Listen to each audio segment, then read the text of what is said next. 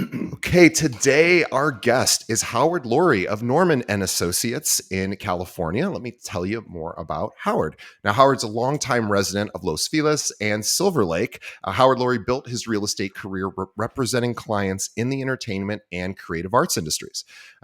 Coming from a career as a successful professional musician, his experience brings him unique insight and understanding into the needs of his clientele. Now, Howard is currently the executive vice president and the brokerage manager for Nourmand and Associates. Howard, this is incredible. Howard and his team have closed over 380 transactions in the past year with a total sales volume of just under 700 million.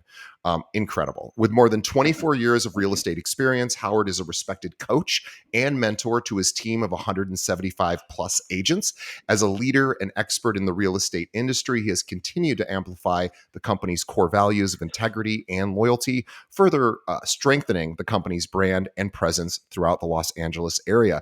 To learn more about Nourmand and Associates, and by the way, if you are a realtor in the LA area and you are thinking maybe you want to explore other options, or maybe you're not getting enough agent development from your current firm, support, service, tools, whatever the deficit may be, reach out to Howard to see if he and his team might be a good fit for you. They're incredible and we're excited to bring him on. But go to Nourmand.com. That's Nourmand.com. We'll have a link to that in the show notes. Howard, welcome to the show. Hi, DJ. Thank you so much. That was quite an introduction. So, Well, thank you very much. you're quite a broker owner or broker manager, as well as a agent yourself. So I'm excited to dive into your story and also sort of how you're keeping the troops rallied these days, as lots of changes are headed our way, or maybe you're already here. Things are changing, of course. So excited to get your thoughts and perspective, as you and your agents tend to service, the luxury market. Sure. Let's talk about you. So how'd you get into real estate? I love the professional musician thing. So how did you Yeah. move from musician over to agent? It was an interesting journey for me. I started, I moved to Los Angeles in 1991. I worked as a professional musician for about 13 years. Um, Most of what I did was recording and performing and touring. So I worked mostly at night. I worked through Los Angeles, and a lot of times I was gone. I wasn't here. Um, and I did this for about 13 years. And about, around the late 90s, 99, 2000, I felt inspired to figure out a different way to earn a living rather than touring and performing. My father-in-law actually owned and operated his own boutique residential brokerage in Laguna Beach. It was called the Chateau Company, and I think he had 20, 25 agents. Yeah. And it was just very appealing to me. I liked the energy. It felt familiar to me. I found a lot of similarities between brokerage and being an agent and the music business, ironically. Yeah. That's really interesting. So you wanted to get off of the road. You were a studio guy? You were also a tour guy. You were Yeah. were you somebody that bands would hire on to go on tours, or did you have your own band? Just out of curiosity. Yeah, no, no. Initially, I had my own band. I had a band throughout the 90s, and we were recording artists. So we were doing a lot of records and recording a lot, and then obviously playing live shows to support the records. Sure. Um, and that spun into a different band called Van Gogh's Ear. I was in that band for a few years. I And like the then name. thank you. That was a big Southern California band. We had a lot of success here in Southern California. And then I worked as a solo singer songwriter for a few years, where I did Wow. do more studio work, more writing with different artists in New York and Nashville and LA.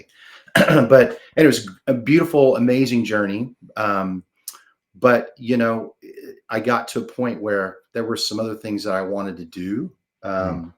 And when you're working as a musician in that capacity, it's if there's any musicians listening, I'm sure you can relate. It's all consuming. It's an amazing journey, but it can be a difficult.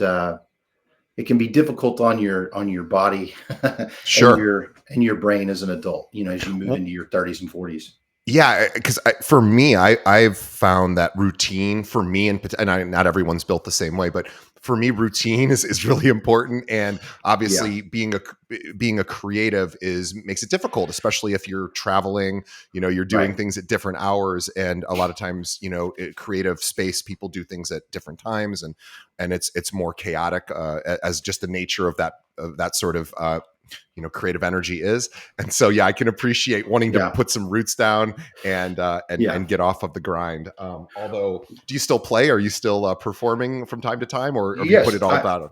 no, I still work with various musicians around LA. I do occasional live shows still. Wow. Um, but it's really interesting, in music, so much of what you do is you're planting the seeds for future. Mm, And so that part of it, with the way it aligns with real estate, is very similar. But the difference is, in real estate, you get the return so much faster. Where yeah. in music, you're planting seeds for years ahead, and then a lot of times you don't get the return. Right. So, you know, that part of it is what I think wears on musicians for after, unless they have achieved, that elite success Sure. where they're world famous and wealthy. Yeah, there's so many things that can go wrong with the musicians. They go and they put out an album, and maybe the studio or Yeah, the distributor doesn't promote it. The right. label doesn't promote it. It could be totally outside of the musician's control. Even though this product that they put out is fantastic, nobody knows about it, right? So there's a lot of things, and in real estate, Yeah, there's a lot of things that can go wrong too that you don't have control over, but fewer things with a more projected return, I guess. So totally agree. Yeah, you definitely have more. You're more of a pilot, I think, on the in the real estate industry. In music, you're a pilot of your artistic vision, sure. but you're not a pilot when it comes to the career part of it. When it comes to the actual compensation part of it, that you're at the mercy of a lot of different things you have no control over. So that part of it gets very difficult. And it seems today in the music industry that touring seems to be about the only way to make money, at least in like the rock and roll space. And I just saw, speaking of Southern California, I just saw one of my favorite SoCal bands, Social Distortion, just was here, Oh yeah, which great band from Fullerton and Orange County, and they, I'm looking at Mike Ness, the lead singer, and he's got to be in his late 50s, maybe oh early yeah, 60s, and oh yeah. and he's still doing it, and he's doing a great job. But I go, boy, that's got to be hard on their bodies. Like, just got to be rough. But that's how Yeah, they make money. So, that's how they so make money. And yeah, the days of artists getting paid for record sales and yeah, royalties are pretty much gone, unless you're Taylor Swift or a mega star. sure. The artist doesn't get paid for that anymore, which is crazy to me. But that's just the way it is. You make money through Well, I know performing, that touring. just to switch gears, because I know that I could talk about music all day with you, because that's one of Yeah, my big passions. It is not necessarily our audience's passion, so I'm going sure. to audit myself and move along to something that I know that you're super passionate about, in addition to music, which is agent development. And I know that is your thing, which I love, because there are so many. A lot of times, agent development, for anyone listening, is as just, if you're not as familiar with brokerage, is a lot of times, brokerages, especially boutique brokerages, you do not have a boutique brokerage. Of course, you have a large brokerage, but still, I mean, you have a boutique maybe focus, but still, even in smaller firms and even larger firms, a lot of times the training, the agent development, the coaching really falls on the managing broker's lap, when they're also wearing a lot of other hats: compliance, paperwork, staffing, human resources, everything. And so it can be difficult. And so I know, over the years, teams have risen, or the popularity of teams has risen, and a lot of teams now are taking over some of that agent development role. But I always love when it's really coming from the person, in charge of the brokerage, and that's you. So walk us through a little bit about agent development, what that means to you, and how you begin to sort of develop your own agents. The agent development part of it is so fascinating to me because it's a very personal thing. Yeah. I know there's a lot of coaches in our industry right now. You've got Mike Ferry, and there's all kinds of Buffini, and yeah, a million Buffini. others. Yeah. Yeah, there's all kinds of good stuff out there. My process is very I don't want to use the word holistic because that sounds kind of corny, but it's very authentic. It's very straightforward. It's basically getting in the water with the agent and helping them untangle where they are, because a lot of agents, when they get started and they maybe say they work in the industry 4 or 5 years, they generally reach a plateau. They get stuck where they are. They don't know how to grow it, how to get to the next level. And that's really where I think my strength is being able to get into the situation with the agent and help them unwind their business and look at it at a really minute level, and then help them eliminate things that they're doing that are wasting time, energy, and money, and really focus on the things that are going to inspire the growth of their brand, or their revenue, their lead generation. Yeah. That makes perfect sense. Where do you see agents struggling right now? Like, what are some of the big sticking points that you find when you do a deep dive into an agent's business and you're like, okay, let's look for some inefficiencies. Where are you Yeah. seeing those? You know, the biggest thing that I see with agents, and I see it a lot. I see it with new agents, but I see it more with seasoned agents that have already achieved some success. But it's just like anything else. You develop habits, you develop processes that work for you. Hmm. But what happens over time is you start developing habits that are not conducive to building your brand and to Mm, helping you grow your client list. And agents get stuck in the reactive part of it, the reactive work, the stuff that comes at them every day that they have to do. They sure. have to manage their deals, they have to service their clients, they have to look at inventory, they have to write offers. All that stuff is necessary to being an agent, but none of that inspires your business to grow. And And I agents want get to I want lost to in that. pause. And Howard, I Sure. want to pause for a moment because you just said something incredibly profound. It's probably something that our audience has heard before. And I always think repetition is the mother of skill. But Howard really just said something I want to just put a fine sort of stamp on, because it's really, really, really important, is that the things that fly at us oftentimes throughout the day are typically client service or servicing a client related kind of, dealing with existing deals, answering Right. phones, all of those things to get a deal closed. And it can feel very busy. It can feel very rewarding. And then at the end of the day, you might realize, oh, I didn't actually prospect today, or I That's didn't right. do some of my client touches because I was so busy with all this daily work. Right. You're absolutely right. You're absolutely right. And I think that is the largest pitfall that I see 90% of the agents make. So what I do is when I do the work with the agents, is we sit down and I get them to start thinking differently about how they look at their work, and separating it into two separate funnels or buckets or whatever you want to call it. One is reactive, one is proactive. Hmm. We all know what proactive means, but we also have to define what that proactive action is. That's the key. And then what the reactive actions are, because you do them every day. You can do them in your sleep. You don't have to spend weeks and hours and months redefining that. You just have to know how to do it. But you have to be able to distinguish between the two, and make Yeah. sure that you're spending enough time doing the things that are going to actually help you grow, not I, I just want. I wonder if spin, it would. Yeah, and I think this idea of distinguishing is really important, and you just sort of sparked an idea for me, and it sounds pretty simple, and I think it could be an easy thing to dismiss. But for anyone listening, I don't think this is a terrible idea. Anything that comes at you during a work day, and just do this for a couple of days to get a sense of how to start organizing.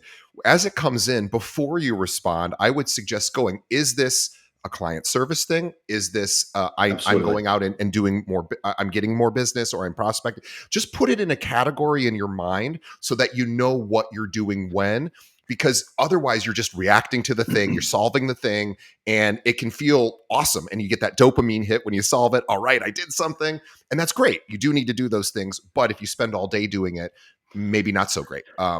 So That's yeah. right. That's right. No, and you think about it, you think about the amount of reactive work you do. Let's say if you have two listings, you just think about the reactive work that's involved with those two listings. And then let's say you have two buyers, and 2 leases. Okay, so that's 6 clients, Yeah. and the amount of reactive work that you have with those 6 clients is like ridiculous.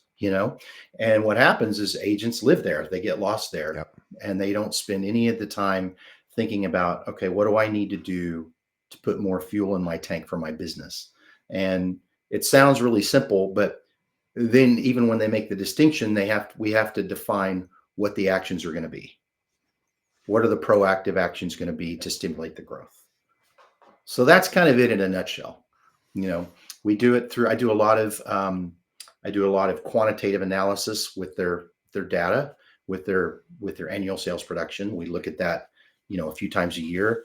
That tells me a lot of things. We source their business, so we know actually where the business is coming from. Hmm. And then we have a series of qualitative discussion, which is more about them, more personal, why they do things they do, maybe strengths they have, weaknesses, fears, things that can potentially, get in their way, prevent them from doing things they need to do to grow it.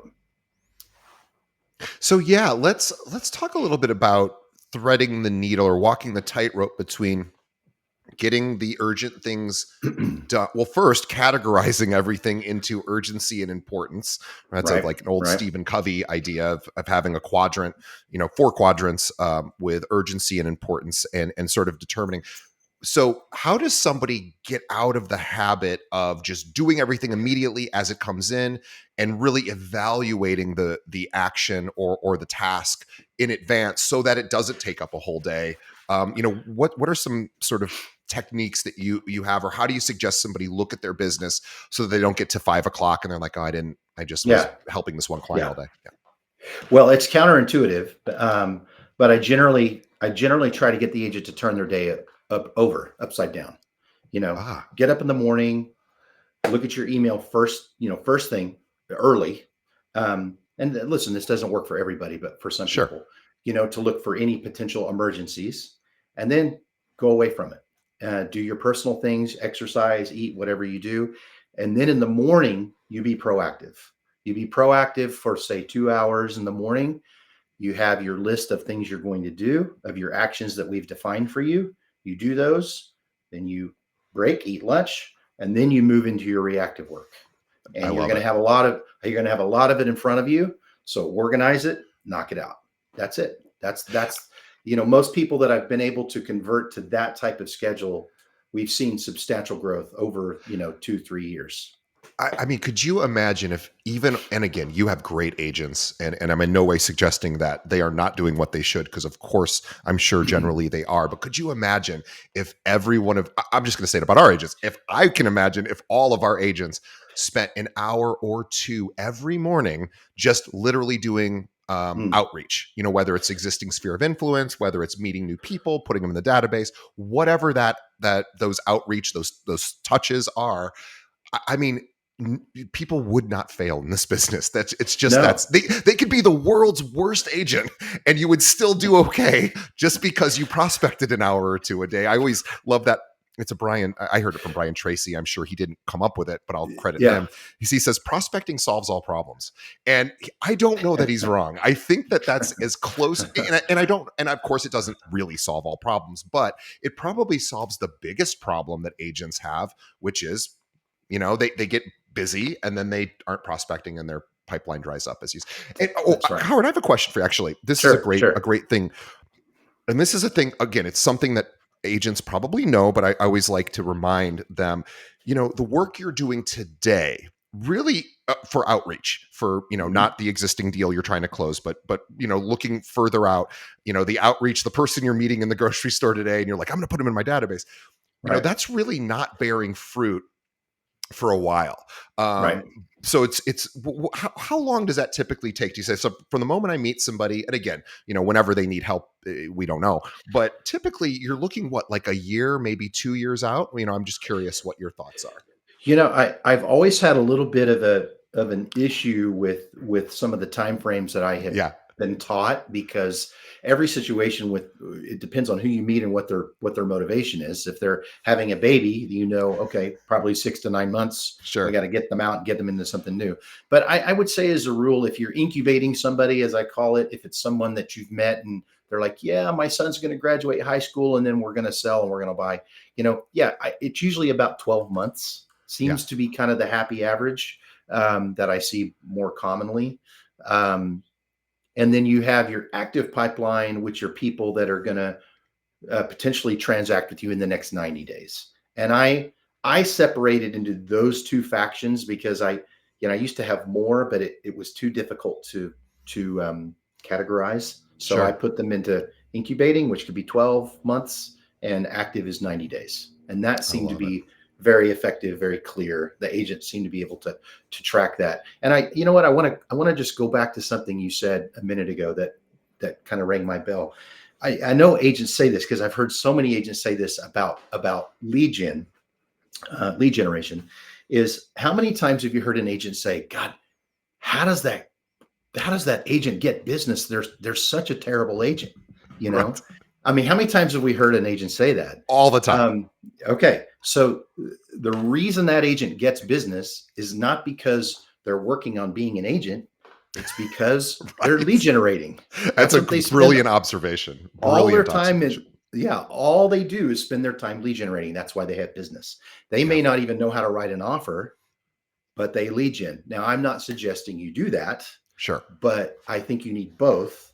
But I think in no matter which market you're in, if you're in LA, if you're in Iowa, if you're in Florida, if you're in Texas, Oklahoma, there are agents like that who are not great at the mechanics of being an agent, but they're great at getting business.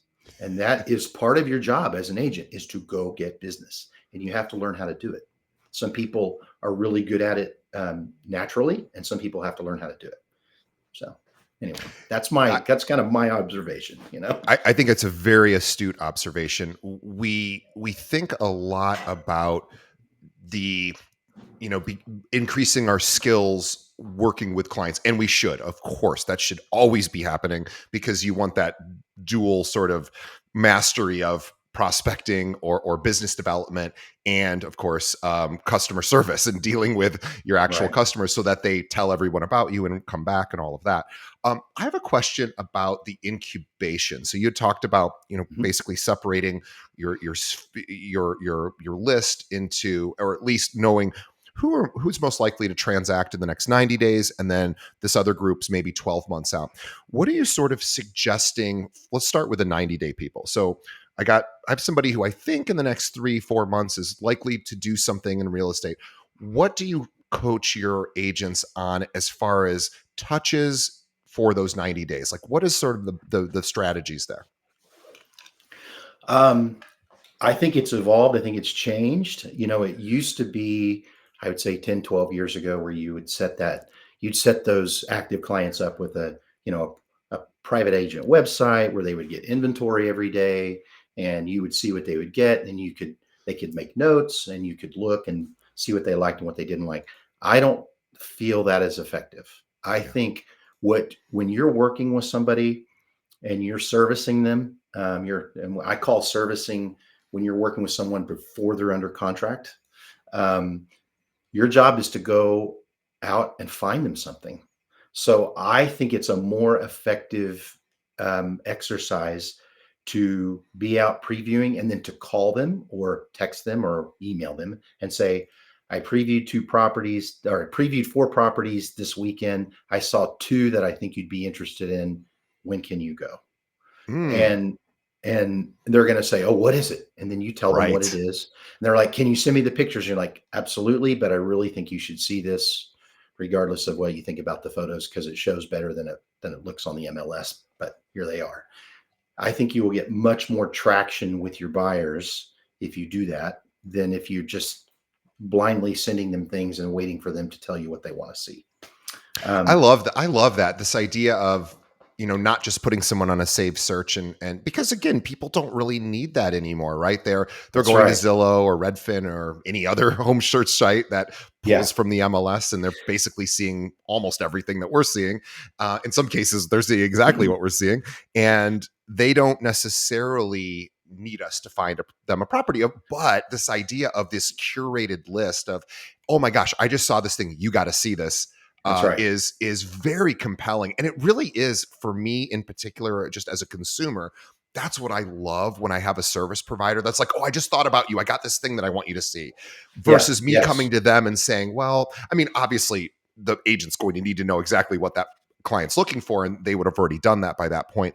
But this idea of coming to somebody with an actual solution is, oh, there's nothing more appealing to me in any provider, whether it's an accountant, my dentist. All I That's want is right. somebody to be like, okay, here's what's going on, here's what we need to do to fix it, or here's the solution.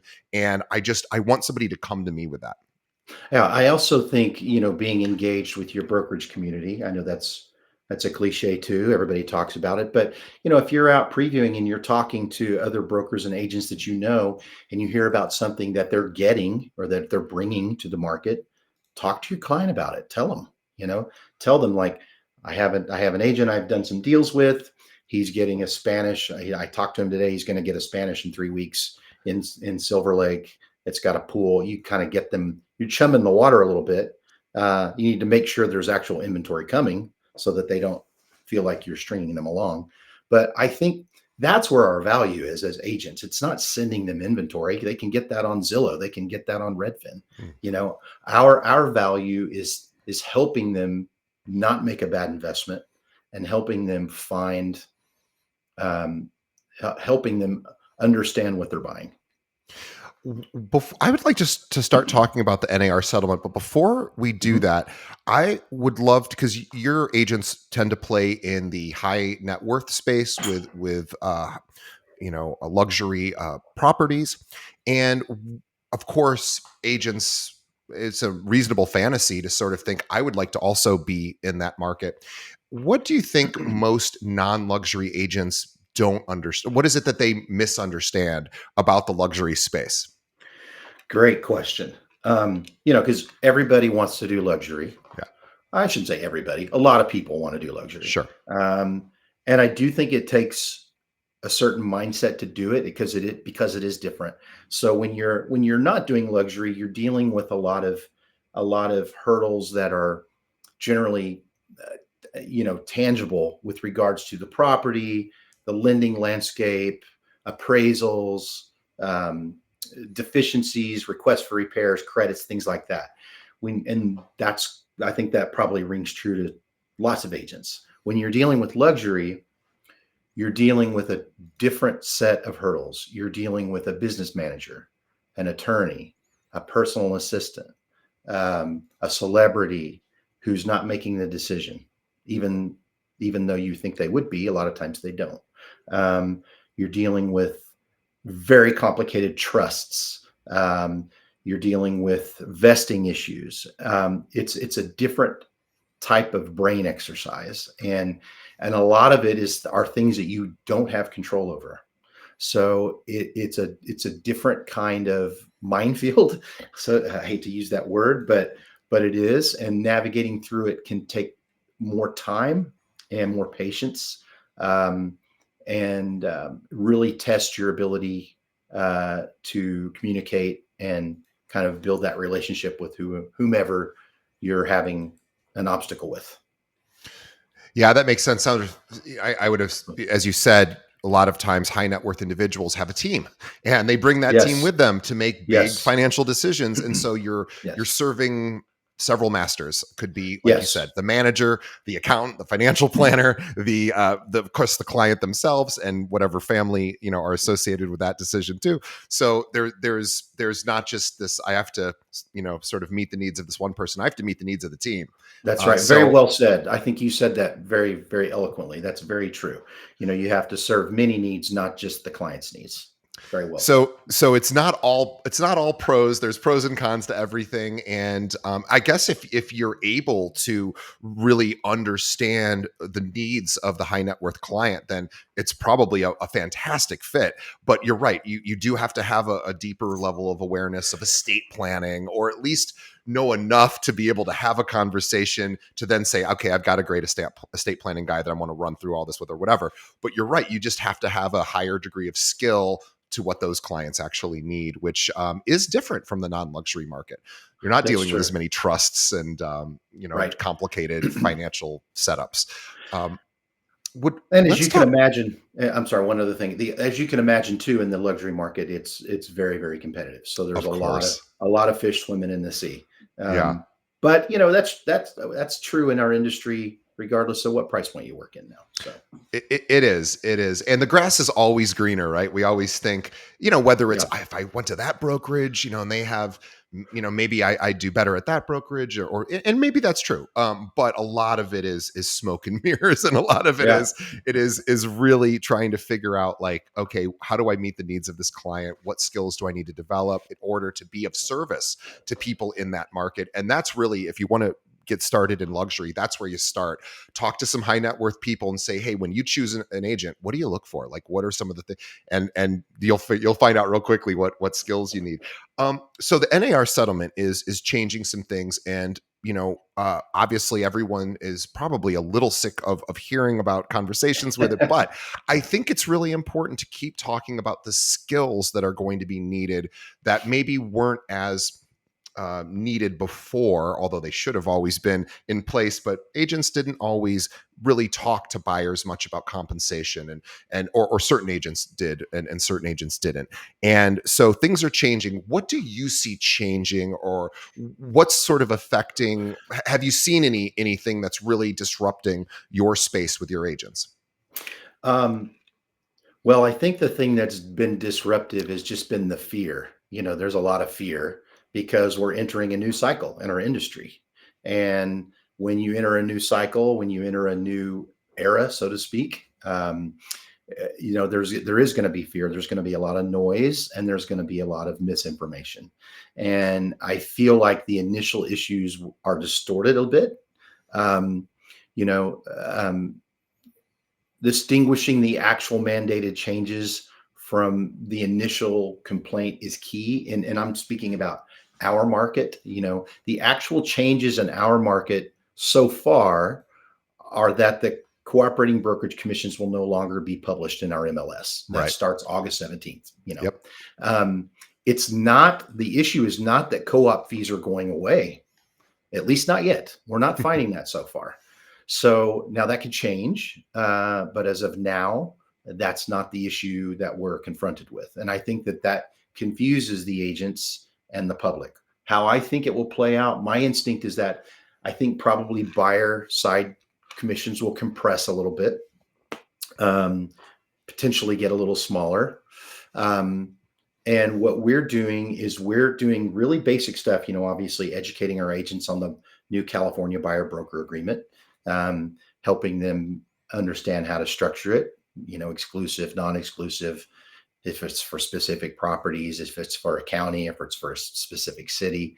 And then obviously the compensation part of it, and helping them with dialogue to understand, to get it under their hands on how they're going to articulate it to the buyer. Because in our market, if there's a co-op fee, obviously the obligation goes away. It doesn't stack on in addition. It's not like you're going to get 2% from the seller and 5% from the buyer. Now you can do that if it's negotiable. If your buyer is willing to pay you, then they're willing to pay you. But the way that our agreement is set up, our state agreement is set up, if there is compensation that's designated for the buyer's broker, then the fee that the buyer obligated to pay goes away. So I think that's a clear distinction that a lot of agents weren't making. Yes. I don't know Yeah. if you're experiencing the same thing. We are. I haven't yet in our local market. I know they exist. I've heard rumblings of these 0% co-op listings, but that has not been a regular thing. We'll see. I suspect there will be sellers who go, before we actually offer a commission, let's try it without one. And maybe their agent will say, okay. I don't know what we'll see. I hope that doesn't become too commonplace, of course, because that would be difficult for buyer brokers. But Sure. but this is an opportunity for buyer agents to really have those conversations. Well, they have to now. I mean, you just have to have those Yeah. conversations, and you need to say, here is what I'm compensated, or this is what I charge. Here's what I do, and here's how it's paid. And in most cases, it's going to be paid through this one way. but possibly there's another way. And this is, how, and I've talked to agents who have had that structure in place for years. Right. And it's fun to talk to those agents because they're all sort of smiling and laughing these days because they go, Yeah. "Oh, this is really no big deal." It seems like a big deal because you have to have this potentially difficult conversation, and Right. it can be a difficult conversation, of course. And I've talked to agents who have been doing this for 8+ years who are like, I've never gotten resistance to it. Like, and I go, I've even asked agents, have there been times where the buyer has had to come to the table with your commission? And they go, oh yeah, it happens. Hmm. And they Yeah. go, yeah, as long as as long as you really can, articulate your value proposition, you usually get the buy-in pretty easy and early, and it just doesn't even become a thing. Yeah. I think a simple way of looking at it, something that we've done is, we're training agents who represent more buyers to operate more like a listing agent now, to Yeah. have a presentation, to be able to substantiate their value, to be able to articulate what they actually do, rather than just, I'm going to show you some houses and I'll represent you. That's not what we do. What we do is we help them substantiate the value of what they're buying. We help them through the escrow process.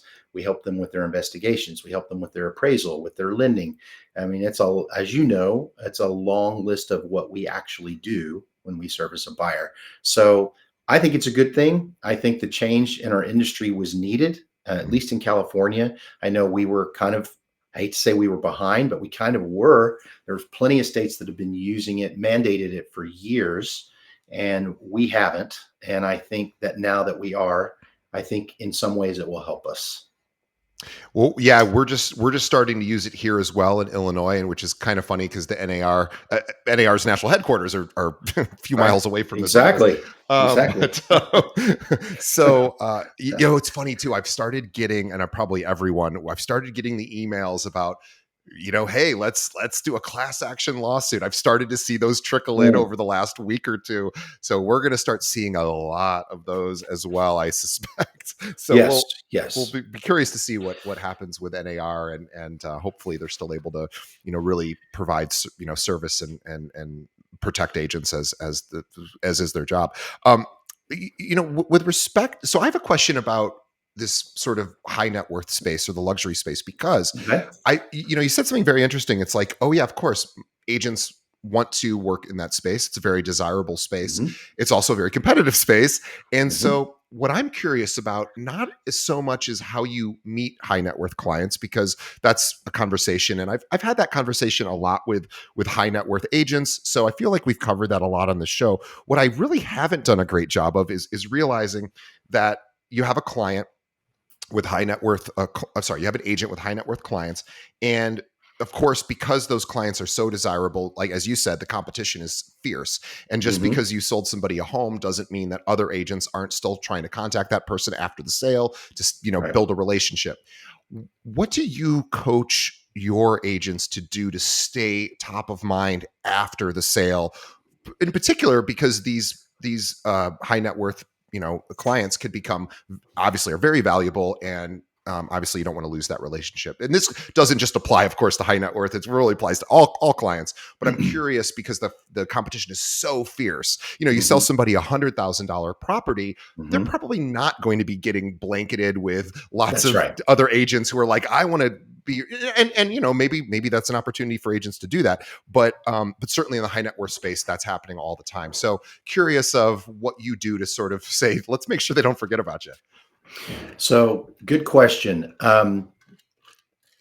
So high net worth people generally are, either high net worth business people, people that are part of trusts, or celebrities.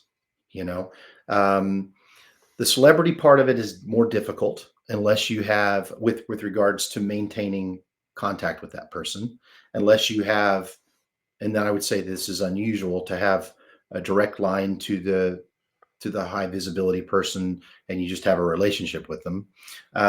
So I would say generally the common thread in those situations, from my perspective, is learning who the actual decision makers are. And sometimes it's more than one person. Sometimes it's two people. Occasionally it's three, but sometimes it's just one. Sometimes it's just the business manager. Um, and really is it's about cultivating a relationship with that person. And I know that that sounds very fundamental or elementary, um, but that's really what it is. And it's staying in touch with them socially, Mhm. um, inviting them to mixers, attending nonprofit events, inviting them. It's about being involved socially and making sure you're visible, and that you're continuing to be an expert in the field in your demographic that you're Sure. working in. Not just a one-off like, oh, I represented this one celebrity because I had a connection. But most of the people that get into that streamline have some sort of connectivity there. They grew Sure. up there. um, they're connected socially. um, they worked for a talent agency at one time and know a lot of the players.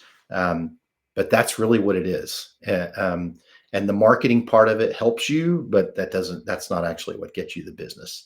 It's your ability to understand who the decision makers are and cultivate dialogue and a relationship with them. Yeah, I like that. This idea of sort of staying in touch with people socially, I think is really important, and it can be done in a lot of different ways. You mentioned a few really great ideas, which would be volunteer efforts or beautifying Yeah. an area. Like, hey, I'm inviting my clients to come, or even just celebrating a local business or something that is maybe something that the client can relate to. Maybe it's even, hey, what's your favorite stores in town? Mr. and Mhm. Mrs. Client, let me go talk to the owner of that business and see if we can do something fun as a social event. Is it okay if I, bring up your name? Right. There's lots of cool ways that you can do social events that aren't necessarily just, that could be a client appreciation event, like you said, volunteer effort. It doesn't have to be a one-to-one dinner, although those are great, of course, too, but not everybody wants to do those things. So of course, I think you're right. And whether or not I think the client comes to the event is largely not as important, right? Just the fact that they know that you thought about them, that you're reaching out, that you're inviting them to Mhm. something, and that you're thinking about them. Also, and also too, I love this idea of, hey, I was just thinking about your house, and do you know it's been a year since you bought it? Doing a simple home anniversary call, or some of these, sort of things that we go, oh yeah, I should do that, but we don't do it. Yes. There's lots of little ways just to stay part of their lives. Some of these agents, I have this kind of theory, like I call it a vine theory. And it's they're very connected to high net worth people, and it's like a vine. They use one vine to Yeah, reach for the next vine, to reach to the next vine. And they're not doing it in an unauthentic way. Those are just the circles of people that they're running in. yeah, And occasionally you'll have a high net worth businessman or businesswoman who are making their own decisions. But I would say that that's not always the case. It's sure. usually somebody else who's helping them with that. So again, it's learning more about them through discovery and less about you talking about yourself, and how great you are and how good you are, and listening more to them and figuring out where the where the decision makers are. Yeah, I agree. And I think too, with really any client, there's opportunities to be notified as an agent to when something is happening either in that client's life, whether you're looking Mhm. on social media and you're connected to them that way, if they are on social media, or knowing where they work and putting their company name into a Google search for news alerts, and Right. or just looking on LinkedIn if they have it, or if they're in the creative field, they have a performance coming up, or they just earned a new gig, or what, or a new product, or so, that there's all these ways to, thankfully, with technology, to inform us about what's going on in our clients' lives. And then it's just simply a matter of, like, I have a friend, he plays in your neck of the woods, who's a Remax agent. He's one of the top Remax guys in the world. And because he's this top Remax guy, he gets a lot of publicity, and he just news stories are written about him quite a bit. And anytime I see a news story, I just shoot him a little text message just because we're friends. And we're not that close of friends, but I mess up like, hey, I just saw your thing. And he always responds. He always appreciates it. He's like, Yeah. you're basically the only person that does that for me. And we're not even good buddies, but I go, well, I just put you in a search, and I just, when it comes up, I told him, I'm like, I'm Yeah. not really searching for you. It's just telling Google is telling me that something. And he's like, I don't care. He's like, I just appreciate that you read something. So I always think that's a great tip for agents is, find out where your clients work, find out, what industry they're in, and just, have some news sent your way every so often. So you can go, hey, I saw that news article, or I saw this thing. Is that, Right. just Yes. curious how there's always little ways, I think, to demonstrate care that I suspect at the higher net worth space is also super, super important, is really making sure that these people feel, because there's so many agents to choose from. Um, Yes. Obviously Yes. they have no problem getting an agent. It's more about obviously finding the right one. I have a question about listing presentations. Okay. What do you coach agents to do on a listing presentation that may be even a little different from what other agents might do? So great question. I think too much of the listing presentation, I think that the tendency is to be very agent heavy. Yeah. And I think that is a mistake. I think it needs to be about discovery. The agent needs to go sit with the person that they're listing for and obviously have their ducks in a row and know the value and be able to articulate that. But they need to be talking about the seller, and they need to learn. So what we do is we try to understand what's important to the seller, what they value. Because once you know what they value, it's much easier than you just throwing collateral at them. Like, I do this, I do this, I do this, I do this. That is not as effective as or sitting in front of them being like, I'm number one in my market share. I sold this many homes. I represented this many clients. I sold, 500 million. And it's like, they don't care about that. They really don't care. They want to have a connection to you. They want to feel like you have some special sauce that they want. And I think you learn that through listening and discovering what they want and need. And then when you discover that, then you can talk about what you can provide for them. Yeah, it Does that makes make sense. sense? It does. It does. It's this idea of not just really, throwing all the spaghetti at the wall and seeing what sticks around, is obviously finding out what are your touch points, what lights you. I'm doing this on the recruiting side. I used to, and this is like, I'm embarrassed to admit this because I did this for the last 14 years. But the way that we got to 800 agents was we just talked about our value proposition. Here's all the stuff we do, Yeah. and it No, worked no, no. to get to this level. There's nothing wrong with that. But what would have been much more effective, and I'd probably have twice as many agents here today, is if I said to agents before getting to the solution, hey, what is your pain point, or what are your challenges right now Yes. with your Yes. brokerage? Where are you feeling, are you not getting enough training support? Do you feel the brand isn't, are you struggling with lead gen? Like where are you? Okay, I'm going to come back to you with a solution. And then you probably Right. don't have to do as much of the, here's all the cool stuff we're about. I understand you. I see you. I'll help you solve your problem. That's really what people want. I mean, we have a beautiful listing presentation. Most of our agents have an amazing marketing portfolio that they bring with them of print and social media and reels and video and all the stuff that they've done.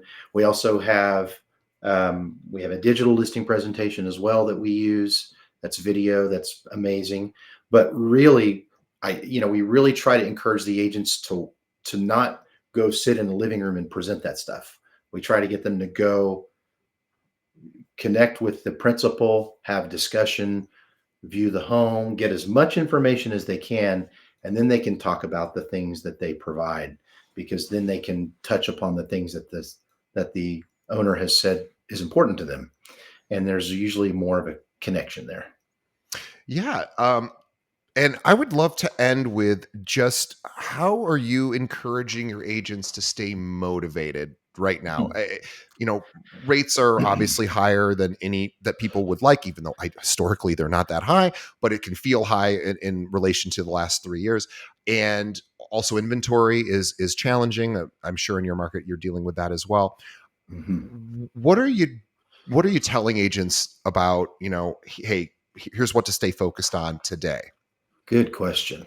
Um, yeah, because it's been a rough couple of years for people. Yeah. So I understand the frustration. Um, let's see. I think the thing that I that I hate to say preach the most, but it's just for them to make sure that they are continuing to evolve what they're doing. Hmm. um, and working. The overall goal is to completely master what they're doing. Yeah. So I guess things that I would continue to have them focus on now because of the limited inventory would be probably to sharpen their knife with regards to their value and Yeah. maybe their listing presentation and their buyer presentation. um, we get complacent, and a lot of times growth hides there when we don't Sure. keep learning, keep stretching. To think of this as perpetual learning, Yeah. until the market improves, and it will. I mean, we're already seeing it improve here. Um, but challenge yourself to examine what you're doing, and if you need help with that, find somebody who you trust who can help you identify some blind spots that you have, because everybody has them, and flush them out and work through them. And I think if you do that, the mechanics of being agent will kind of take over, and things will start to flow again. It I just think takes time, you it know. it does, and I love the idea of having another set of eyes on the. Absolutely. Look, every athlete needs a coach. So Yeah. every professional athlete has a coach. Rather, I should say that a Right. different way. Every professional athlete. I mean, I'm sure maybe there's an exception to this, but 99.9% of them have coaches. There's probably a reason for that, and it's not because the athlete doesn't know what to do or how to train. They know, but they That's have a right. coach because the coach can oftentimes see things that they can't. So whether you're hiring a third party coach, whether your coach could be in-house like at Howard's, at Nourmand and Associates, look, that is what Howard does. So if you are at an office, if you're in LA or anywhere, if you're anywhere at an office when you're not getting that level of agent development, and again, training is one thing and support is another, but agent development, I think, is Mm. really a different thing. And that's Wow. really, Yeah. as Howard said earlier, it's a deep dive. I want to find your blind spots and I want to help you see your blind spots. And then I'm going to give you a solution around that. Not just, hey, here's my big problem, help me solve it. Everyone's got problems in their business, but this idea of having somebody find the problems that you're not even super aware of or what's getting in your own way to solve those problems, that's where somebody like Howard and Nourmand and Associates can help. So if you think that Howard and his team would be a good fit for you, and you think you could bring value to Nourmand and Associates, and you're looking for a new opportunity in the LA market, Howard, what's the best way an agent? Well, first of all, what are you looking for in an agent, and what's the best way they should reach out? I mean, we're looking. We're not just looking for people who are highly productive. I mean, we typically are looking for people who are potentially undervalued where they are, um, not getting enough touch, not getting enough development, and people that want to contribute something to the greater good, want to be something bigger than just themselves, part of something bigger than just themselves. Um, because we have all kinds of productive agents, from agents that do under six figures and agents that make into the millions. So, but we're looking for people who want to contribute in some way to what we're doing and be part of something a little different. I love that. Well, Normand.com is where you can go to learn all about Nourmand and Associates and reach out to Howard. All of his contact information is there. We'll have a link to that in the show notes. It's Nourmand. Also follow them on social. They're everywhere. We'll have links to that as well. And if you're an agent in the LA area and you would like to get introduced to the high net worth space, or if you think you can bring value to that space, I would encourage anyone who's thinking about it to think about what you could offer before reaching out, because I think that's really important as well. I love it when agents come to me and say, here's what I think I can do for you guys. Not that that's even necessarily what I'm looking for, but I love when somebody brings that to it, because it means they've done their homework. They know who we are. So if you're going to reach out, please do a little homework and think about where you could fit in, and see if that would be a good option. And certainly reach out to Howard. You can reach him very easily, email, phone. He's very easy to find. We'll have links to his contact information in the show notes. Howard, on behalf of our audience, thank you so much for coming on today. Greatly appreciate you and your commitment to agent development, your commitment to helping agents get better, because that is so incredibly important right now. So thank you, and obviously you're doing a heck of a job with the amount of production that your agents are doing, even in a tough market. It's just truly incredible. So on behalf of the audience, thank you. And on behalf of Howard and myself, we want to thank the audience. You're the reason we do this show. So thank you for making it all the way to the end of the episode. Please check out Nourmand.com, learn about Howard and his firm, see if it might be a good fit for you. And, or maybe you have, maybe you're not in the LA area. A lot of our listeners, of course, aren't, but maybe you have clients that travel, or rather have a second home in Los Angeles. Guess what? You probably need an agent to refer to. Reach out to Howard and his team, and his team plays in the high net worth space. So if you can service his clients who maybe have homes in other areas, that would be a good opportunity to reach out to see if you can make some good connections. I have a ton of high net, or sorry, of high. Well, we only interview high producing agents on this show. All of them have these relationships all over the country. So it's a good opportunity to think about, whether you could add value there. So reach out to him and his team. Also check out our sponsors. We appreciate them for helping support our show. And please tell another agent about this episode. Send them a link. Just think of another agent in your office, maybe that's struggling right now and could use this sort of mini coaching session that Howard gave us today to help sort of get them back on the right track. Send them a link. We appreciate it. Also, leave us a review. Let us know what you think of the show. We greatly appreciate all your comments. Howard, all right. We will see everybody on the next episode. Howard, thank you so much. Thank you, DJ. Thank you for having me. I appreciate you having me on. Awesome. I appreciate you as well. We will see everybody on the next episode.